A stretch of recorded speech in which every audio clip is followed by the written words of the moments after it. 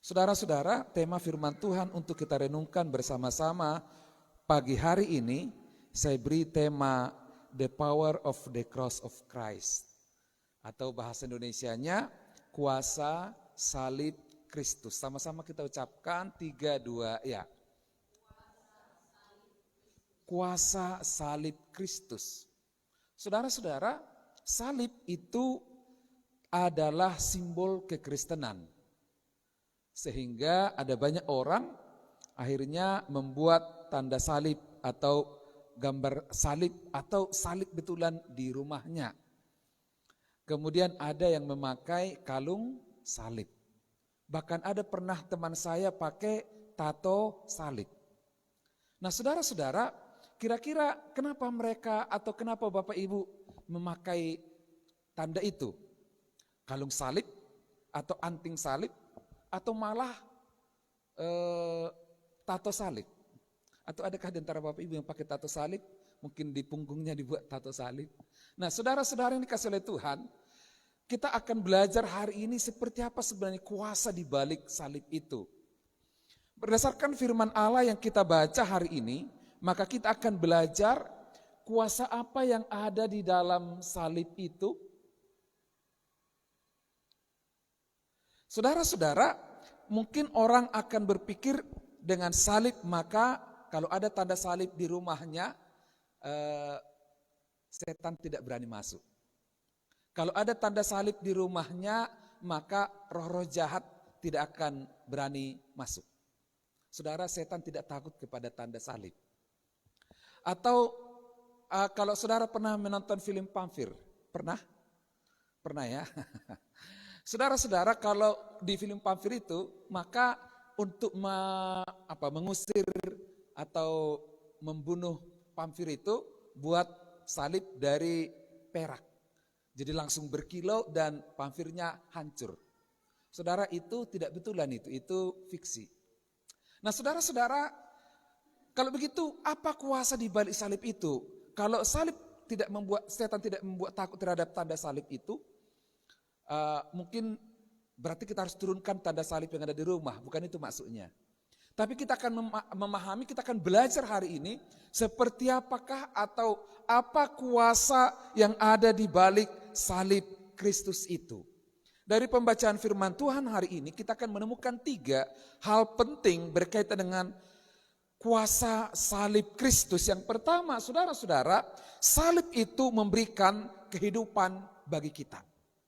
Salib itu memberikan kehidupan bagi kita. Ayat 13a berbunyi begini. Kamu juga meskipun dahulu mati oleh pelanggaranmu. Saudara-saudara, kitab Kolose ini ditulis oleh Rasul Paulus kepada jemaat di Kolose.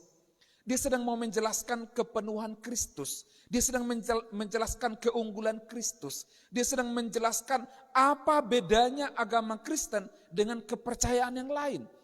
Apa bedanya agama Kristen dengan keyakinan-keyakinan yang lain? Maka salah satu bagian yang kita renungkan hari ini, Paulus menyatakan bahwa kita dahulu mati. Saudara-saudara, mati berarti mati secara rohani terpisah dari Allah. Hidup tanpa Tuhan. Saudara, sekarang hidup tanpa HP saja kita rasanya sudah sangat sedih. Atau hidup punya HP tapi sinyal tidak ada, sudah langsung pusing kita.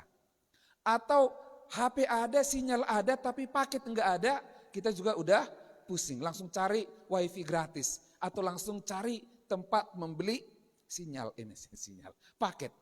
Saudara-saudara, Paulus berkata dahulu kita itu mati, artinya kita terpisah dari Tuhan tanpa Tuhan. Sehingga kita berjalan sesuai dengan arah kehidupan yang kita mau. Kita hidup sesuai dengan arah kehidupan yang kita inginkan. Dan bayangkan saudara-saudara, seorang anak kecil yang masih berumur 3-4 tahun sudah tidak punya orang tua lagi, tidak punya kakek, tidak punya nenek, dia hidup sebatang kara. Betapa menyedihkan itu. Dan lebih menyedihkan lagi kehidupan tanpa Tuhan. Saudara-saudara yang dikasihi oleh Tuhan, mati secara rohani berarti kita terpisah dari Tuhan. Terpisah dari Tuhan berarti kita akan menjalani hidup tanpa pengharapan.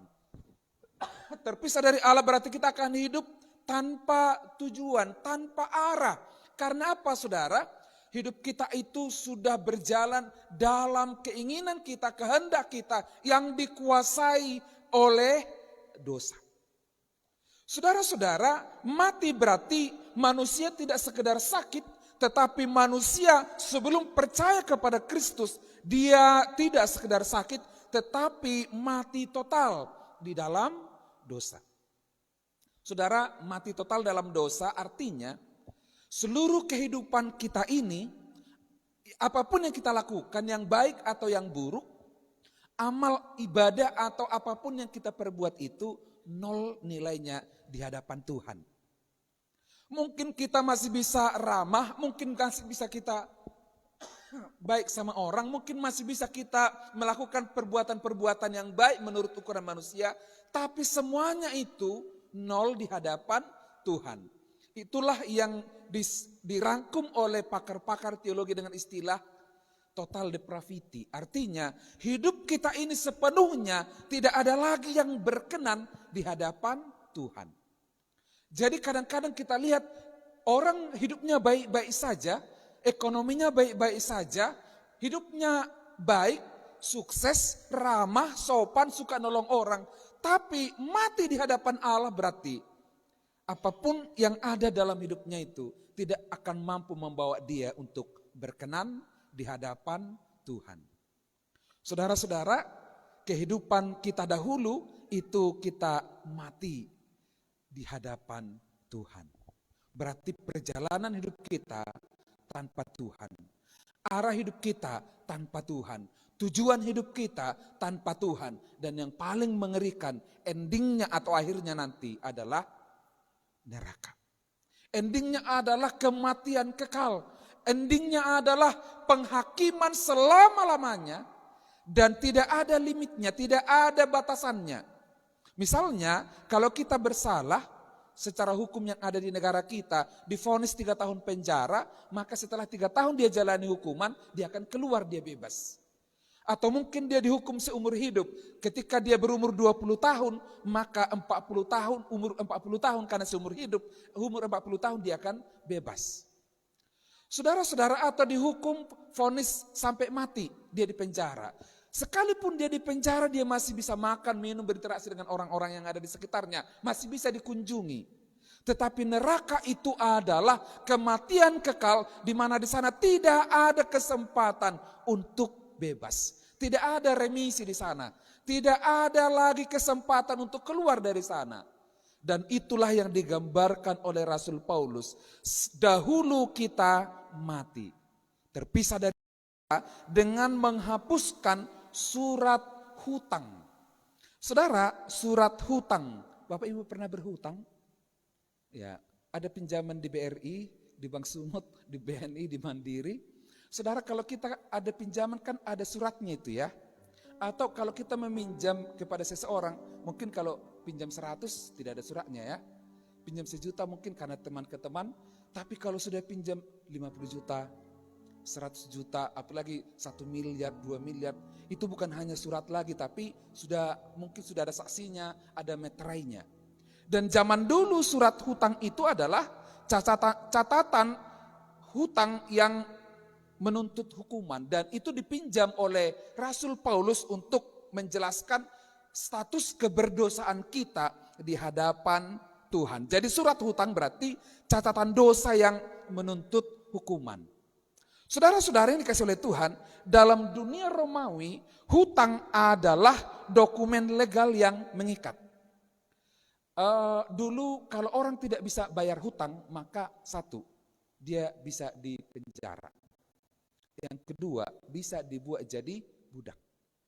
Maka banyak dulu budak itu sebenarnya dia lahir bukan sebagai budak, tapi karena dia berutang, tidak mampu bayar utang, maka dia dia dijatuhkan hukuman menjadi budak. Saudara-saudara,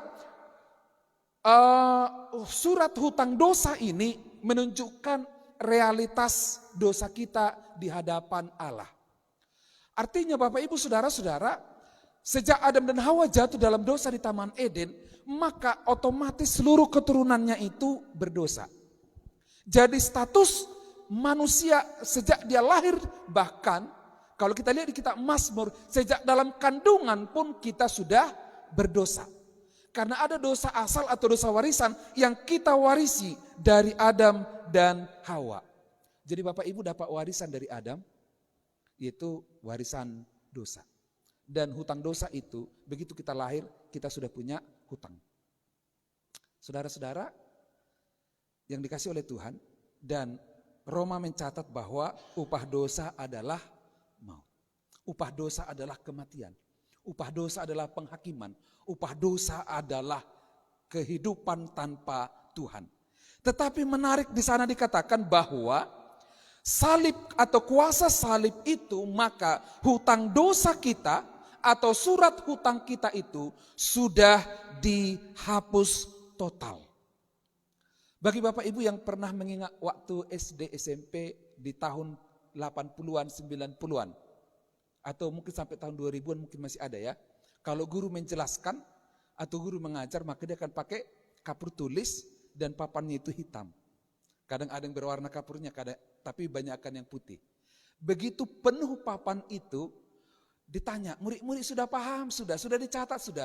Maka papan itu akan dihapus. Bukan ditutup, bukan dilapisi. Kalau ditutup atau dilapisi, maka catatan yang ada di papan itu masih ada. Tinggal buat catatan yang baru. Penuh lagi, kalau dilapisi atau ditutupi akan muncul lagi. Tetapi saudara-saudara, ayat ini berkata bahwa hutang dosa kita itu, atau surat hutang kita itu telah dihapus. Amin saudara. Kuasa salib Kristus menghapus hutang dosa kita. Menghapus hutang segala pelanggaran kita. Saudara-saudara, bukan sebagian pelanggaran kita atau 30% dari pelanggaran kita, tetapi kata yang dipakai di sini adalah Ia mengampuni segala pelanggaran kita. Saudara-saudara yang dikasihi oleh Tuhan, memori manusia itu tidak bisa dihapus. Memori manusia itu tidak bisa dihapus. Memori manusia itu akan terus menyimpan apa yang pernah kita alami sejak dahulu. Hanya kadang kita lupa, tapi tidak hilang. Maka kalau saudara-saudara ketemu dengan orang yang pikun atau Alzheimer, kejadian-kejadian 20 tahun, 30 tahun yang lalu itu bisa diingatnya kembali. Itu pernah saya alami ketika bapak saya sebelum kembali ke rumah Bapak di surga. Peristiwa ketika dia masih SD kelas 1, peristiwa ketika dia masih baru menikah, peristiwa 30 tahun, 40 tahun, 50 tahun yang lalu itu segar diingatannya. Berarti memori manusia tidak bisa dihapus. Tetapi Tuhan, memorinya tentang dosa kita, dikatakan oleh Rasul Paulus, dosa kita dihapus, tidak diingat lagi. Maka oleh pemazmur, jauh ke dalam tubir laut, seperti itulah Tuhan melemparkan dosa kita. Seperti jauhnya timur dari barat, seperti itulah Tuhan membuang jauh segala pelanggaran kita. Dan kata yang dipakai oleh Rasul Paulus, dia menghapus surat hutang kita. Sehingga Bapak Ibu, hutangmu sudah lunas oleh salib Kristus.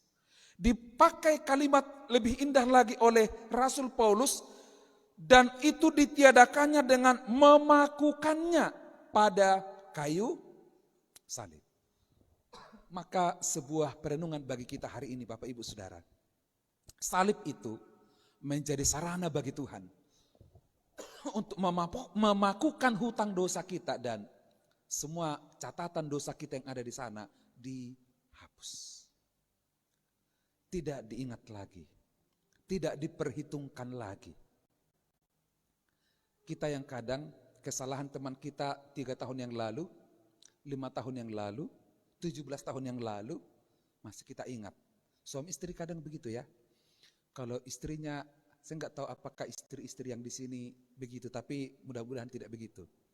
Kalau dia bertengkar dengan suaminya, saya lihat di Reels ya, di video-video yang di YouTube itu.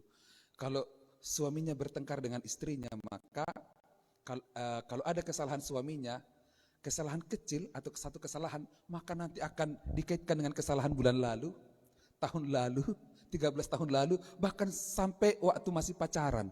Nah, saudara-saudara, itu katanya begitu, tapi di sini tidak ada yang begitu. Saudara-saudara yang dikasih oleh Tuhan, tapi Tuhan tidak begitu. Semua pelanggaran kita, semua dosa kita sudah dipakukan di atas kayu salib. Tidak diingat lagi saudara yang pernah mencuri. Tidak diingat lagi saudara yang pernah gibah. Tidak diingat lagi saudara yang pernah berbohong. Tidak diingat lagi saudara yang pernah melakukan sesuatu yang tidak berkenan di hadapan Tuhan. Ketika kita mempercayai salib itu, mempercayai Kristus yang telah mati di salib itu, dan memakukan dosa kita itu, maka semua pelanggaran-pelanggaran kita, semua hutang dosa kita lunas. Saudara-saudara, itulah kuasa salib, memberikan pengampunan bagi kita. Salib membatalkan hutang dosa kita. Saudara-saudara, kalau saudara pernah berhutang kepada seseorang dan orang itu berkata, udahlah gak usah bayar, gimana perasaannya? Udahlah, udah ku ikhlaskanlah itu. Apalagi kalau nilainya agak besar ya kan? Kalau 10.000 mungkin biasa, 30.000 biasa. Tapi seandainya 30 juta, udahlah, udah ku ikhlaskan itu. Pokoknya jalanilah jajalah hidupmu. Saudara, lebih dari 30 juta, lebih dari 100 juta, lebih dari 1 miliar, lebih dari 1 triliun. Saudara, hutang dosa kita sudah dihapus oleh Tuhan. Dan kita layak menjadi anaknya. Kita layak menjadi pewarisnya. Kita layak menerima hidup kekal. Kita layak dibimbing, kita layak dipelihara. Kita layak dijaganya, kita layak dikasihinya. Karena semua pelanggaran kita sudah dihapus total oleh Tuhan. Itu yang kedua. Yang terakhir, saudara-saudara, kuasa salib Kristus itu, salib itu mengalahkan kuasa iblis. Ayat 15, ia telah melucuti pemerintah-pemerintah dan penguasa-penguasa. Pemerintah-pemerintah dan penguasa-penguasa di sini berbicara tentang kuasa roh-roh jahat dan juga dunia rohani yang sebelumnya menuduh dan memperbudak manusia. Saudara-saudara, mungkin hal yang paling sederhana dan ini sudah sering kita dengar. Kalau misalnya kita pergi ke suatu rumah dan uang atau emas yang punya rumah itu ada di meja dan tidak ada siapa-siapa di situ. Tidak ada CCTV. Maka biasanya akan ada 2 suara kita dengar. Betul ya? Suara pertama, ambil. Kesempatan ini. Tidak ada yang melihat. Kamu kan lagi gak punya uang. Kamu butuh. Bisa beli sepeda baru. Bisa beli sepatu baru. Lihat. Tidak ada yang lihat. Dan suara yang kedua, jangan. Itu bukan milikmu. Itu dosa. Maka suara yang mana yang akan Bapak Ibu dengar? Yang kedua, puji Tuhan. Atau ketika ada yang mengejek saudara, atau yang menggibahi saudara, maka biasanya akan ada 2 suara juga. Yang pertama, ya udahlah, maafkanlah. Ya udahlah, maklumilah, enggak apa-apanya itu. Anggap aja dia tidak tahu apa-apa. Tapi yang kedua, siapa kali dia rupanya? Kok mau kau digitukan? Balas, ayo. Masa harga dirimu diinjak-injak, padahal kamu sudah baik sama dia. Kan waktu kecelakaan dia kau yang tolong, waktu dia dikejar-kejar penagih hutang kau yang bantu dia, masa sekarang kau digitukan? Balas. Maka suara yang mana yang saudara dengar? Atau kalau Bapak Ibu lewat di kuburan, kemudian ada suara, hihihihi. Maka gimana kira-kira pikiran saudara? Siapa ini? Atau mungkin saudara pernah sakit dan sakitnya itu udah dibawa ke dokter, dokter bilang gak ada sakitmu. Kemudian ada keluarga bilang, udahlah marilah kita bawa ke orang pintar. Ada Namalo, di kampung kami Namalo namanya. Saya bilang, berarti dia S2 atau S3 ya. Saya sampai S2 gak pernah dijuluki Namalo gitu ya. Dan gak apa-apanya itu, baca Alkitabnya Namalo itu. Dan adanya salib di tempat dan berdoanya dia. Suara siapa yang saudara dengar? Nah saudara-saudaranya kasih oleh Tuhan, ternyata itu dulu di Kolose banyak, rame.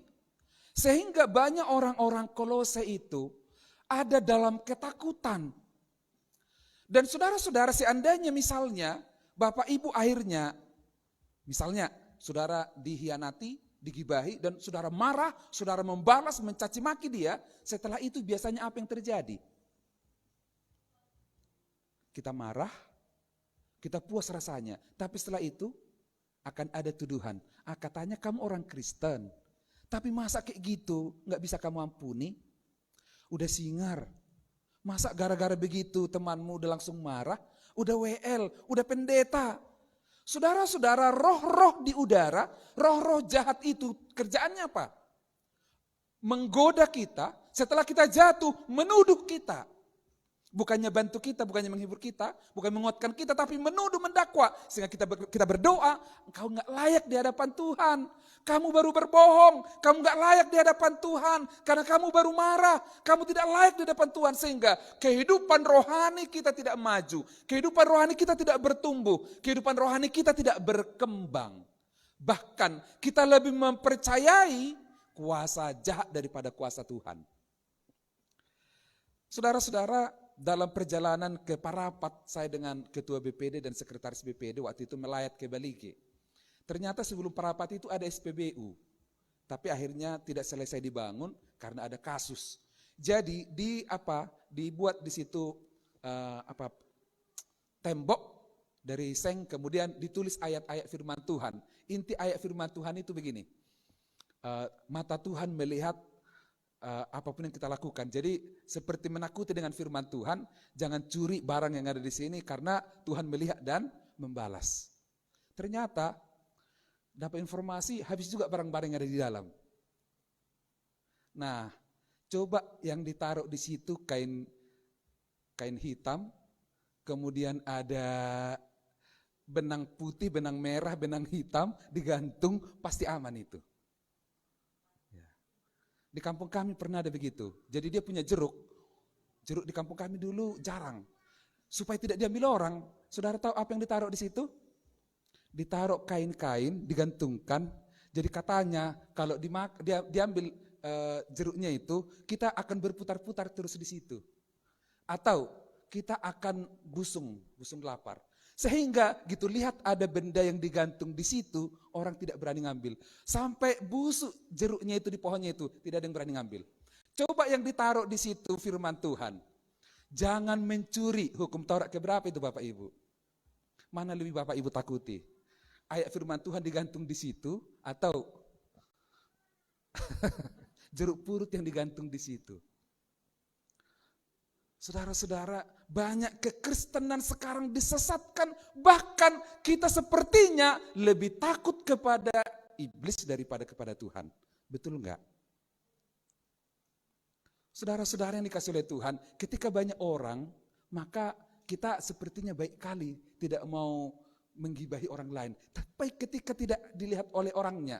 Nah artinya saudara-saudara yang dikasih oleh Tuhan, itulah pekerjaan si jahat. Dan ketika kami belajar di kampus ini waktu S1 dulu, ada malaikat-malaikat, angeliologi, dan salah satu materi di situ adalah belajar tentang setan-setan. Dan saudara, sejak kita lahir ada minimal satu roh jahat yang diutus iblis untuk mengikuti kita. Jadi hati-hati Bapak Ibu, jangan-jangan di samping kirimu sekarang dia ada. Tujuannya apa? Tujuannya untuk mengikuti kita, memantau kita, mensurvei kita. Dia tahu gerak-gerik kita. Dia tidak bisa baca pikiran, tapi dia bisa membaca perilaku kita. Kan secara psikologi juga kan bisa kita baca perilaku orang kan? Nah saudara-saudara, dia bisa meniru suara kita. Dia bisa tahu kebiasaan-kebiasaan kita. Maka kalau orang kesurupan, isedoho gitu ya, siapa kau? Opungmu aku. Dari mana? Dari Dolok Sanggul. Siapa nama anakmu? Agatha. Apa makanan kesukaanmu? Saksang. Oh betul, opung ini. Di mana kau dikubur? Aku dikubur di belakang puskesmas. Oh, betul kali. Kenapa? Memang dia tahu dari kecil dia ikuti kita. Dan akhirnya kita akan lebih mempercayai dia daripada mempercayai Tuhan. Setelah kita jatuh, maka kita akan dituduh, kita akan didakwa, kita akan dituduh tidak layak lagi di hadapan Tuhan. Tapi kuasa salib telah melucuti itu semua. Sehingga kata melucuti di situ itu dipakai untuk menggambarkan tentara yang senjatanya itu sudah dilucuti, tidak punya peluru lagi, tidak bisa menembak lagi.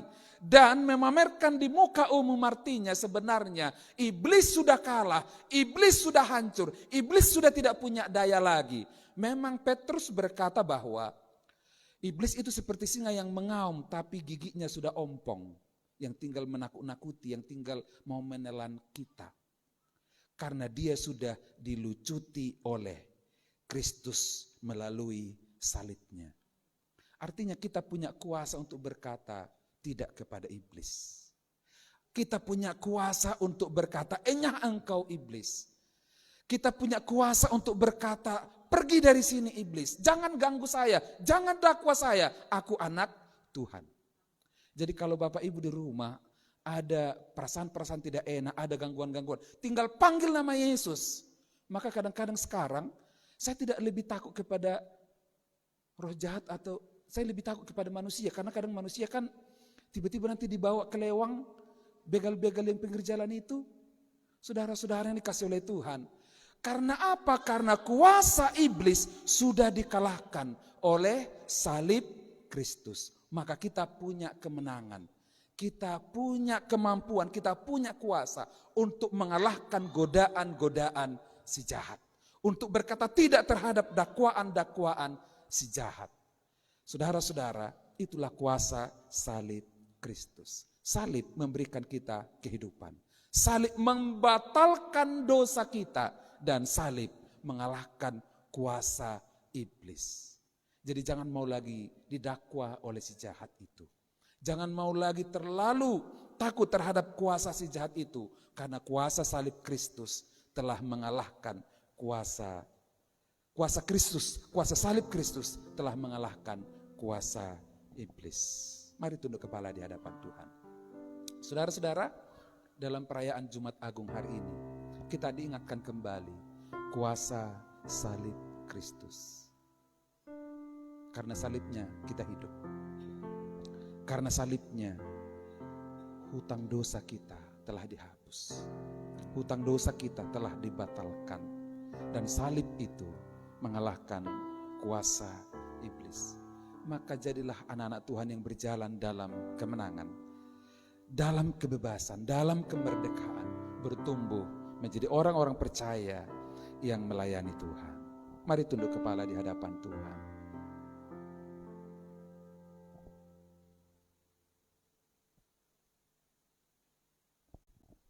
Terpuji Engkau ya Tuhan untuk sabda Tuhan yang boleh kami renungkan, yang boleh diperdengarkan kepada kami hari ini. Salimu, yang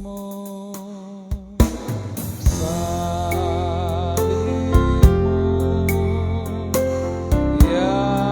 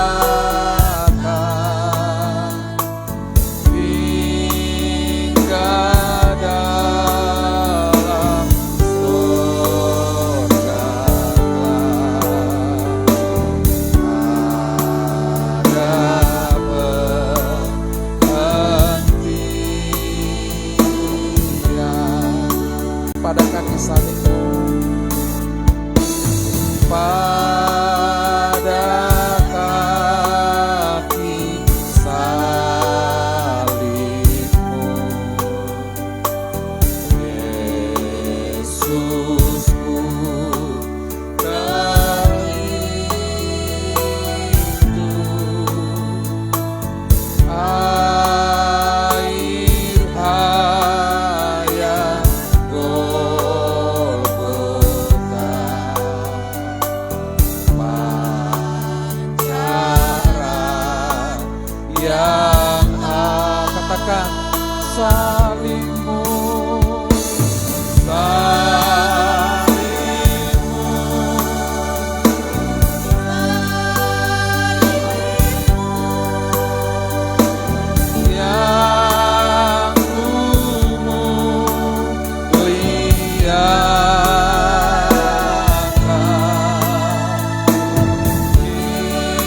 hingga dalam sorga, ada penghentian.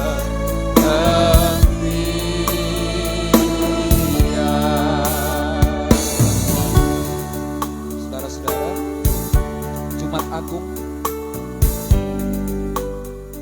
mengingatkan kita peristiwa akbar, peristiwa besar, dan tujuan utama Yesus Kristus datang ke dunia ini, yaitu untuk mati di salib. Untuk membangkitkan orang mati, Yesus tidak perlu mati di salib. Untuk menyembuhkan orang buta menjadi melihat, Yesus tidak perlu tergantung di salib. Untuk membuat orang lumpuh berjalan, orang tuli mendengar, memberi makan 5.000 orang dengan 5 roti dan 2 ikan, Yesus tidak perlu tergantung di salib. Tapi Yesus disalib untuk memberikan kita hidup. Yesus disalib untuk membatalkan hutang dosa kita. Yesus disalib untuk mengalahkan, melucuti kuasa si jahat, sehingga iblis tidak berhak, tidak berkuasa lagi atas hidup kita. Karena itu mari bersyukur kepada Tuhan hari ini dengan memuji Dia, menyerahkan hidup sepenuhnya, menerima Dia sebagai Tuhan Juru Selamat pribadi kita, dan berkata, terima kasih Tuhan untuk salib. Aku terima Engkau sebagai Tuhan dan Juru Selamat pribadi.